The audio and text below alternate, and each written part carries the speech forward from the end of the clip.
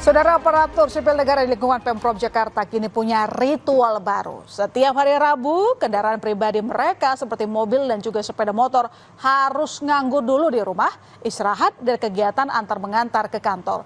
Sebagai gantinya, para abdi negara ini wajib beralih ke kendaraan umum seperti bus Transjakarta, KRL komuter lain, MRT, atau moda transportasi umum lainnya. Bukan sekedar untuk iseng-iseng, ada tujuannya kok, yakni buat Jakarta sedikit bernapas lega dari padatnya kendaraan pribadi dan tentunya membiasakan budaya menggunakan transportasi umum. Jakarta dan macet adalah dua hal yang rasanya sulit dipisahkan. Kemacetan lalu lintas yang kami tampilkan ini sudah jadi makanan sehari-hari warga Jakarta. Bayangkan saudara, setiap hari jutaan orang keluar rumah berharap bisa sampai kantor tepat waktu. Tapi sejauh mata memandang, yang ditemui malah antrean kendaraan. Para pengendara seolah dilatih kesabarannya dengan kondisi mobil nyaris tak bergerak, klakson bersahutan dan motor yang selap-selip. Kondisi yang membuat emosi naik turun ini bahkan dijumpai saat pulang kerja. Bukan hanya masalah waktu yang terbuang di jalan, ancaman polusi udara juga menghantui para pengendara. Asap dari kendaraan bermotor setiap hari menyumbang lebih dari 40% polusi udara di Jakarta. Gas buang kendaraan bermotor mengandung partikel berbahaya yang dapat menembus saluran pernafasan dan membahayakan kesehatan masyarakat. Berbagai strategi sebenarnya sudah diupayakan nih untuk mengatasi dua problem langganan di Jakarta. Tapi ya namanya juga mengubah kebiasaan dan gaya hidup seseorang. Nggak segampang seperti membalikan telapak tangan. Hingga akhirnya muncul gebrakan baru dari Pemprov Jakarta, saudara. Gubernur Jakarta Pramono Anung mewajibkan pegawai di Pemprov Jakarta menggunakan transportasi umum setiap Rabu. Aturan yang tertuang dalam instruksi Gubernur Jakarta nomor 6 tahun 2025 berlaku bagi seluruh ASN dan pegawai Pemprov Jakarta termasuk jajaran wali kota, kepala dinas hingga lurah dan camat. Namun dikecualikan bagi pegawai dengan kondisi sakit, hamil, disabilitas, dan petugas lapangan khusus dengan mobilitas tertentu. Tak hanya untuk berangkat dan pulang kerja, tapi juga berlaku saat perjalanan dinas. Nah, bayangkan saja, dengan ribuan ASN yang biasanya membawa kendaraan pribadi beralih ke angkutan umum, setidaknya ada sedikit nafas lega di jalanan Jakarta. Ini adalah instruksi gubernur untuk semua ASN yang jumlahnya 65.000. Kenapa ini kami lakukan? Saya tahu bahwa ini akan mengurangi kemacetan, polusi juga pasti turun karena aktivitas 65.000 orang setiap Rabu itu dampaknya besar. Aturan baru ini tampaknya disambut positif oleh ASN Pemprov Jakarta. Terbukti pada hari pertama, aturan diberlakukan banyak dijumpai para ASN dari lingkungan Pemprov Jakarta menaiki transportasi umum seperti Transjakarta. Bagi sebagian, aturan ini tidak menyulitkan karena sehari-hari mereka telah menggunakan transportasi umum. Dengan adanya aturan ini, diharapkan banyak ASN yang beralih menggunakan transportasi umum.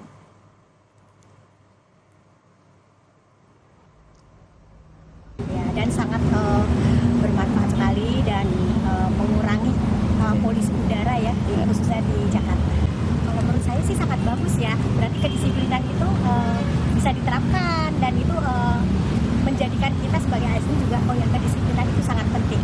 Memang setiap harinya pakai angkutan umum, saya kira dengan kebijakan ini bisa membuat kita berolahraga, ya, membuat kita berkontribusi dalam lingkungan hidup yang lebih baik. Instruksi wajib menggunakan transportasi umum di hari Rabu juga berlaku bagi pejabat Pemprov Jakarta. Seperti yang dilakukan PLT Wali Kota Jakarta Timur ini, Mutmainah, yang menggunakan angkot jurusan Kamson Kampung Rambutan dari rumahnya kemudian melanjutkan perjalanan menggunakan bus Transjakarta untuk menuju kantor.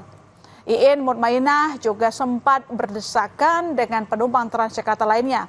Hal serupa juga dilakukan oleh Wali Kota Jakarta Selatan Munjirin. Bersama para ASN juga ikut menggunakan bus Transjakarta menuju ke kantor Wali Kota Jakarta Selatan.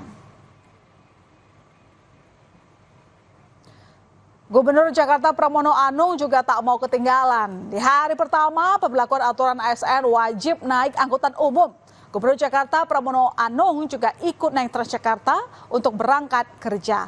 Pramono menaiki bus Transjakarta dengan rute halte Taman Suropati, halte Karolus menuju halte Matraman. Meski rumah dinasnya di sekitar Taman Suropati tidak dilewati oleh angkutan umum, Pramono mengaku tetap mengusahakan naik angkutan umum ke setiap lokasi agendanya.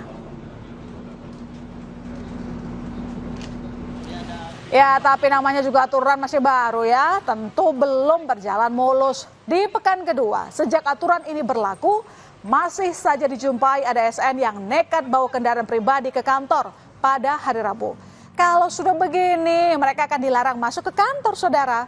Nah, oleh Satgas Pengawas, ASN tersebut diminta putar balik dan kembali berkantor dengan menggunakan transportasi umum.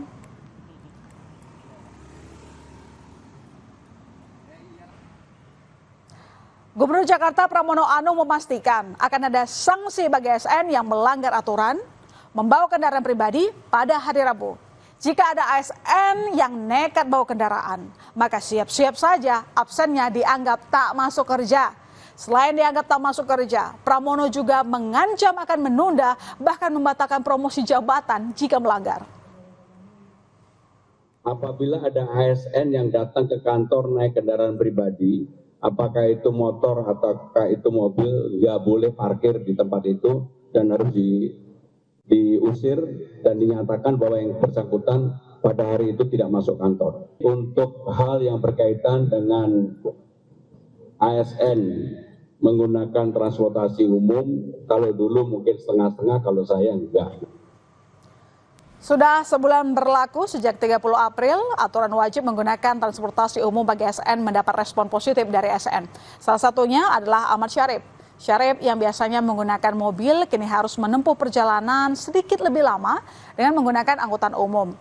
Dari rumahnya di Ciracas, Jakarta Timur, ke kantornya di Jakarta Utara. Syarif harus berangkat lebih pagi karena ia harus 2 kali menggunakan angkutan umum. Dari rumahnya menuju halte Transjakarta, ia menggunakan angkutan umum Jaklingko. Di dalam Jaklingko, Syarif harus bersuap foto untuk bukti bahwa dirinya menggunakan angkutan umum. Dari Jaklingko, Syarif melanjutkan perjalanan menggunakan Transjakarta dari halte PGC Cililitan. Lagi-lagi, selfie dilakukan Syarif untuk bukti menggunakan angkutan umum. Butuh waktu kurang lebih 1 jam lebih bagi Syarif untuk tiba ke kantornya di Jakarta Utara. Meski lebih lama dibandingkan jika dengan menggunakan mobil, namun Syarif menilai aturan ini berdampak positif dan dari segi kantong lebih irit karena Pemprov Jakarta memberikan fasilitas transportasi umum gratis bagi ASN setiap hari Rabu. Plusnya juga ada ya praktiknya juga kita naik angkutan umum, jadi kita bisa mengurangi kepadatan lalu lintas, mengurangi penggunaan kendaraan pribadi di jalan, dan outputnya kan bisa mengurangi polusi udara ya, dan di kota Jakarta itu sih. Dan untuk saya pribadi lebih senang ada plusnya ya, positifnya jalan kaki lah, jadi kita bisa olahraga sedikit. Kalau segi ongkos lebih irit naik angkutan umum karena kami pegawai DKI, kami pakai kartu dekat ini, jadi kami gratis. Aturan ASN menggunakan transportasi umum ternyata berdampak dengan peningkatan jumlah penumpang. Di hari pertama, aturan ini berlaku. Jumlah pengguna harian LRT Jabodetabek pada Rabu mencapai 104.468 orang. Jumlah ini rekor pengguna tertinggi sejak LRT Jabodebek mulai beroperasi pada Agustus 2023. Nah, tak hanya LRT, saudara, layanan komuter lain Jabodetabek juga mencatat peningkatan 8,33%. Lonjakan ini biasanya terjadi di stasiun integrasi utama seperti stasiun Manggarai, Tanah Abang, Sudirman, dan Duku Atas. Yang juga ikut terkena efek dari peningkatan penumpang dari kebijakan ASN wajib naik angkutan umum adalah pengemudi ojek daring. Meski perbedaannya tidak terlalu signifikan, namun di hari Rabu terjadi peningkatan jumlah pengguna ojek daring dengan tujuan halte atau stasiun transit. Iya, ngerasa sih sedikit ya, ngerasa ada perubahan sedikit. Gimana pola yang Abang baca tuh biasanya? Ya mungkin agak sedikit lebih ramai aja kali ya dari yang biasanya ya. Karena mungkin orang-orang pada naik transportasi umum kali ya, jadinya lebih ramai aja jadinya untuk kita yang ojol-ojol ini. Ya, meski awalnya kebijakan ini dinilai sedikit bikin repot, namun butuh penyesuaian agar para ASN mulai terbiasa dengan rutinitas Rabu naik angkutan umum. Sehingga nantinya menggunakan transportasi umum bukan lagi menjadi kewajiban, namun menjadi budaya. Agar kedepannya bisa diikuti seluruh warga demi Jakarta yang lebih baik. Saudara, sejeda di berita utama ada informasi seorang tukang sayur terseret hingga terjatuh bersama motornya dari atas jembatan setinggi 3 meter. Berita utama, segera kembali.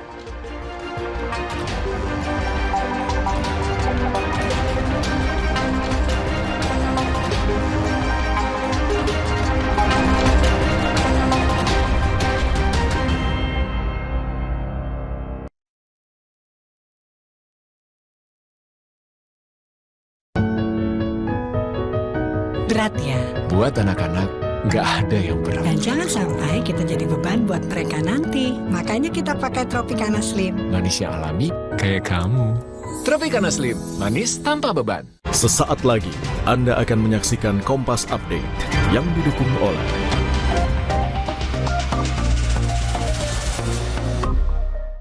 Anda menyaksikan Kompas Update, Saudara, bersama saya, Elin Fridianto. Polisi menggerebek sebuah indekos yang dijadikan tempat pembuatan uang palsu di Cibarusa, Kabupaten Bekasi, Jawa Barat. Saudara, dari penggerebekan ini, polisi menangkap seorang pelaku yang membuat uang palsu serta mengedarkannya. Polisi juga menyita uang palsu sebanyak 330 lembar pecahan Rp100.000 dan sejumlah lembar kertas uang Rp100.000 yang sudah dicetak.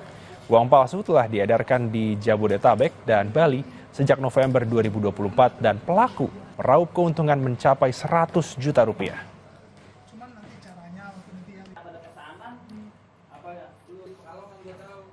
Demikian Kompas Update, saya Elin Fridianto. Sampai jumpa. Terima kasih Anda telah menyaksikan Kompas Update yang didukung oleh